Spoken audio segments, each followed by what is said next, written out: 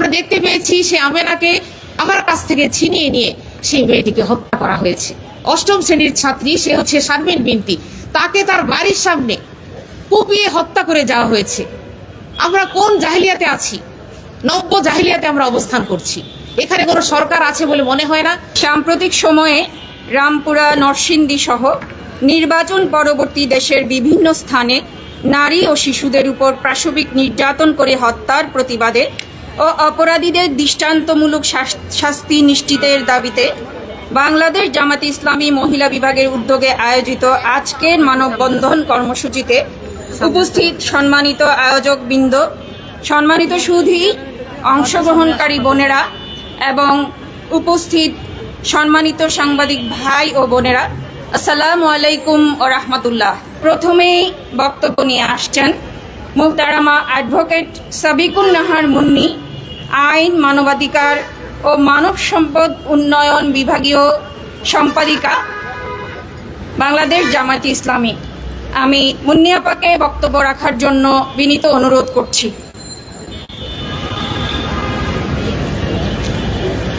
বিসমিল্লাহির রহমানির রহিম।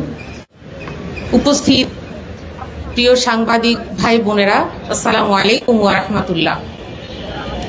আজ অত্যন্ত দুঃখ ভারাক্রান্ত হৃদয়ে আমাদের এই রাজপথে নেমে আসা। আপনারা সবাই জানেন, বাংলাদেশ একটি গণতান্ত্রিক প্রক্রিয়ার মধ্য দিয়ে 24-এর গণ অভ্যুত্থানের পরবর্তী সরকার গঠিত হয়েছে। আমরা আশা করেছিলাম এই যে গণতান্ত্রিক পদ্ধতিতে সরকার পরিবর্তন হয়েছে, আমরা একটি নিরাপদ, নারী শিশু বান্ধব, জনবান্ধব একটি পরিবেশ আমরা দেখতে পাব। কিন্তু অত্যন্ত দুঃখের বিষয়, আমরা আজকে রমাদান মাসে আমাদের নেমে আসতে হলো আবারও রাজপথে। কেন আমরা নেমে এসেছি? এই রমাদান মাসে তো আমাদের নারীরা এইভাবে রাস্তায় নেমে আসার কথা নয়। উপস্থিত প্রিয় সাংবাদিক বন্ধু, আপনারা জানেন দেশে গণতান্ত্রিক প্রক্রিয়ার মধ্য দিয়ে একটি সরকার গঠিত হয়েছে। যেভাবে হোক আমরা সবাই চেয়েছি দেশকে একটি সুন্দর, সার্থক এবং জনগণের প্রত্যাশার আগামীর বাংলাদেশ গঠনের প্রক্রিয়ায় আমরা সবাই সমানভাবে অংশগ্রহণ করে দেশকে এগিয়ে নিয়ে যাব। অনেক স্বপ্নের মধ্য দিয়ে 24-এর গণ অভ্যুত্থানের পরবর্তী এই বাংলাদেশ। কিন্তু দুঃখজনক বিষয়, গত রমাদানে কিন্তু আমরা এইভাবে রাস্তায় নেমে এসেছিলাম। এই বছরের রমাদানে আবারও আমাদের রাস্তায় নেমে আসতে হবে, এটা আমরা কখনো ভাবিনি। তো তারপরেও সেটা আমরা দেখতে পাচ্ছি। এ জাতি লজ্জিত, এ সমাজ লজ্জিত যে আমরা নির্বাচন, বিফোর ইলেকশন এবং আফটার ইলেকশন আমরা নারীদের উপর যে ধরনের সহিংসতা দেখতে পেয়েছি, এটা আমাদেরকে অনেক বেশি ভাবিয়েছে। জাতি হিসেবে আমরা আসলে কতটুকু সভ্য জাতি হিসেবে নিজেকে উপস্থাপন করতে পারছি বিশ্বের দরবারে, সেটি প্রশ্ন সাপেক্ষ হয়ে দাঁড়িয়েছে। আমরা জানি যে একটি নিরাপদ, শিশু বান্ধব, নারী বান্ধব পরিবেশের জন্য বাংলাদেশের জনগণ বারবার তারা রাজপথে নেমে এসেছে। রাজপথে সংগ্রামের মধ্য দিয়ে তারা একটি নিরাপদ বাংলাদেশ দেখতে চায়। কিন্তু আমরা দেখেছি সরকার, গভর্নমেন্ট ফর্ম করার সাথে সাথে চারিদিকে যেভাবে মব সৃষ্টির মাধ্যমে বিভিন্ন গুরুত্বপূর্ণ অঙ্গনে দায়িত্বশীল পর্যায়ে যারা আছেন তাদেরকে মব সৃষ্টির মাধ্যমে লজ্জাজনকভাবে, তাদেরকে অপমানজনকভাবে অপদস্থ করে তাদেরকে অপসারণ করা হচ্ছে। আমরা দেখেছি বরিশালে, মিডিয়ার মাধ্যমে জেনেছি, বিচারকের এজলাসে বসে সেখানে বিচারককে হুমকি ধমকির মাধ্যমে সেখানে বিচারকে প্রভাবিত করা হচ্ছে।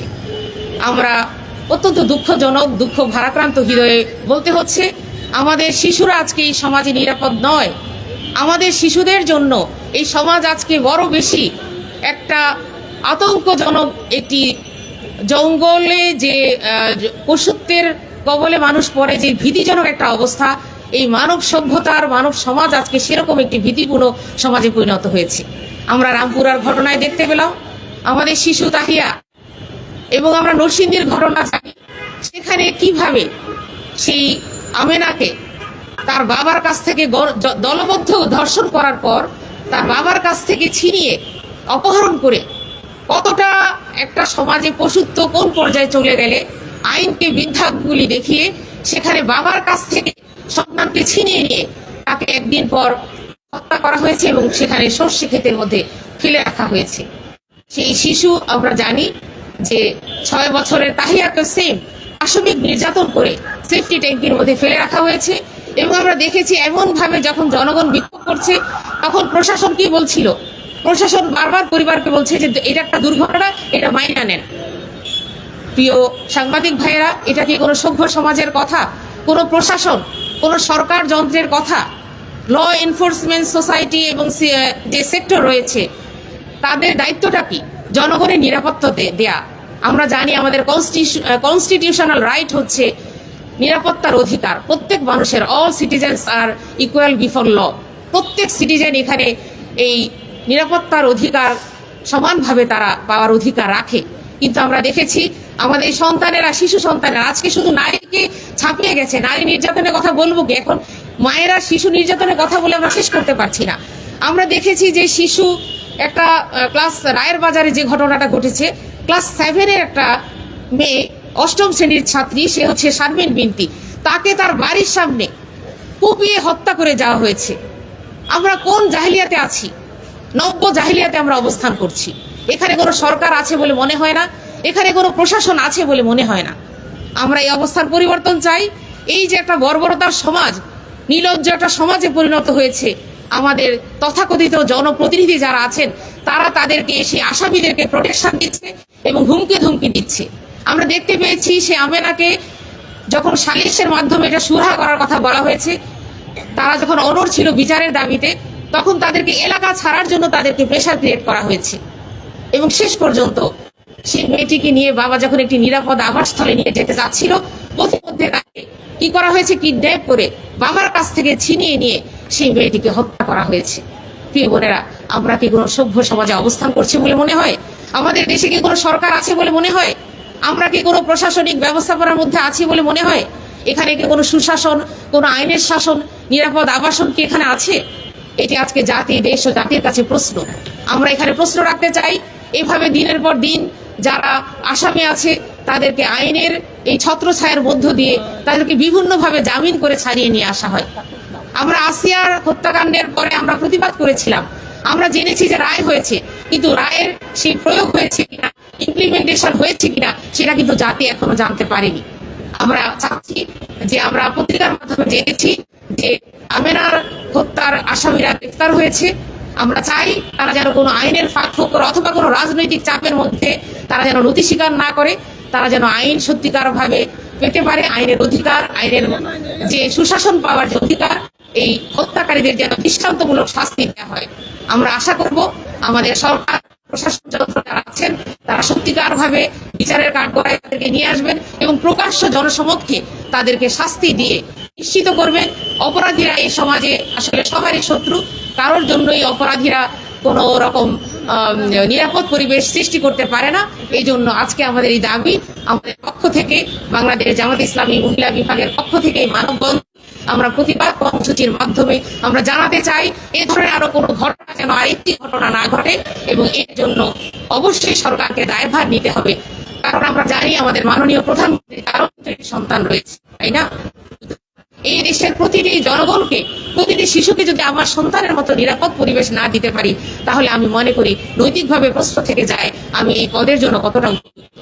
আমি সরকারের সাথে এই প্রশাসন যন্ত্র সহ মিডিয়াকে বলতে চাই যে সম্মানীয় সাংবাদিক ভাইয়েরা, আপনারা মিডিয়ায় যেভাবে এটা প্রচার হওয়া দরকার ছিল, আমরা ছোটখাটো বিষয়গুলোকে যেভাবে হাইলাইট করি, কিন্তু আমরা দেখতে পাচ্ছি এই যে তৈল মর্দন করার একটা সংস্কৃতি আবার চালু হয়ে গেছে। এই অবস্থা থেকে আমাদের বেরিয়ে আসতে হবে। আপনারা হচ্ছে সংবাদপত্র এবং সাংবাদিক, তারা হচ্ছে সমাজের তৃতীয় দর্পণ। তারা যদি সত্যিকারের চিত্রটা সমাজের কাছে তুলে না ধরেন, তাহলে আসলে জনগণ কিন্তু জানতে পারবে না এবং প্রশাসন কিন্তু এই ব্যাপারে স্টেপ নিতে গড়িমসি করবে। আমরা জানি এই প্রশাসন, এখানে যে ক্রাইম চলছে, এখানে যে কনস্পিরেসি আছে, এখানে যে দলীয় যে চাপ আছে, সবকিছু মিলিয়ে প্রশাসন স্বাধীনভাবে কাজ করতে পারছে না। আমরা আশা করব আইন যেন নিজের হাতে তুলে না নিতে হয়, আমরা যেন আইনের প্রতি শ্রদ্ধাশীল হতে পারি, আইনের মাধ্যমে যথাযথ ইমপ্লিমেন্টেশন যেন হবে এবং তার শাস্তি আমরা নিশ্চিত দেখতে চাই। আমি এই আহ্বান করব। আজকে আমাদের এই নীরব এই প্রকাশ্য প্রতিবাদের মধ্য দিয়ে আমাদের হৃদয়ে রক্তক্ষরণ হচ্ছে। আমরা এই রক্তক্ষরণ আসলে প্রকাশ করার ভাষা নিয়ে আমরা এই প্রতিবাদের মাধ্যমে, আমাদের মানববন্ধনের মাধ্যমে তার অংশটুকু আপনাদের সামনে উপস্থাপন করলাম। আশা করি জাতি এই ব্যাপারে সচেতন হবে। সবাইকে আবারও ধন্যবাদ। আসসালামু আলাইকুম ওয়া রাহমাতুল্লাহ।